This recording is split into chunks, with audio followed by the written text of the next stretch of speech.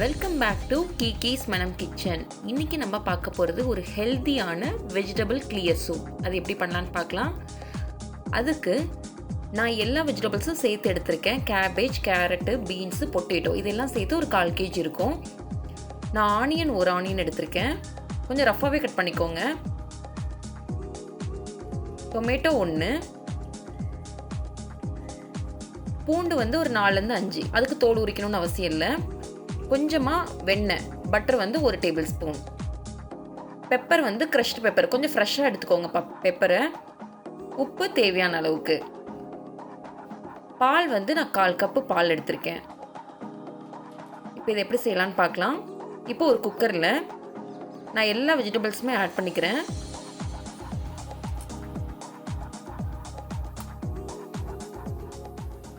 உங்களுக்கு எந்த வெஜிடபிள்ஸ் வேணாலும் நீங்கள் ஆட் பண்ணிக்கலாம். இதுதான் ஆட் பண்ணணும்னு கிடையாது. தக்காளி, வெங்காயம், பூண்டு, உப்பு இது எல்லாத்தையும் ஆட் பண்ணிக்கோங்க. இதுக்கு நான் மேக்ஸிமம் 1 லிட்டர் தண்ணி நான் ஆட் பண்ணிக்கிறேன். நீங்கள் எந்த அளவுக்கு வேணாலும் தண்ணி ஆட் பண்ணிக்கலாம். இது நான் 4 சூப்புக்கு கரெக்டாக இருக்கும் எனக்கு. இது குக்கரில் நல்லா போட்டு கிட்டத்தட்ட ஒரு 1/2 hour நல்லா மீடியமில் வச்சு ஒரு 3-4 விசில் நல்லா அடிச்சுக்கோங்க.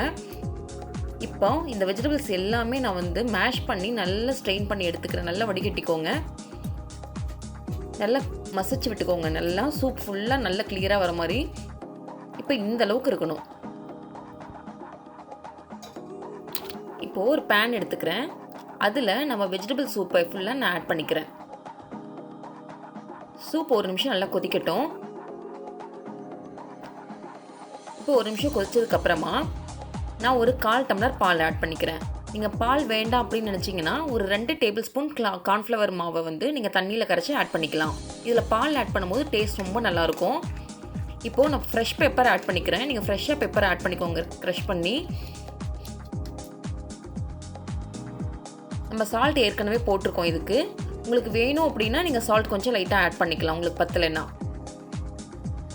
இது நல்லா ஒரு 4 to 5 minutes நல்லா கொஞ்சம் பாயில் ஆகட்டும். கொஞ்சம் கெட்டியாக ஆரம்பிக்கும் சூப் நல்லாவே.